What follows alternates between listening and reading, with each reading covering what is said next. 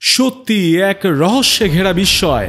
পৃথিবীর বুকে এমন এক হ্রদ আছে যা বছরের বেশিরভাগ সময়ই ঢাকা থাকে বরফের চাদরে, আর গ্রীষ্মে বরফ গলতেই দেখা যায় শত শত মানুষের মাথার খুলি আর হাড়গোড়। আর এটি সমুদ্রপৃষ্ঠ থেকে ১৬,৫০০ ফুট উপরে ভারতের উত্তরাখণ্ডের হিমালয়ের কোলে বয়ে চলা রূপকুণ্ড লেক। এখন প্রশ্ন হলো, কিভাবে এত লোকের মৃত্যু হয়েছিল এই হ্রদে?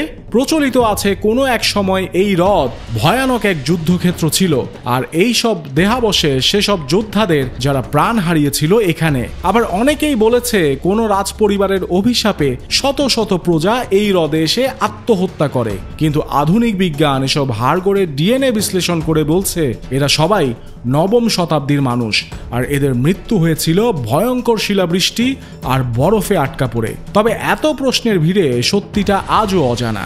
আজও পাহাড়ি বাতাসে যখন বরফ গলে, রূপকুণ্ড যেন ফিসফিস করে বলে, আমি সেই মৃত্যুর সাক্ষী যাদের কণ্ঠ চিরদিনের জন্য বরফে জমে গেছে।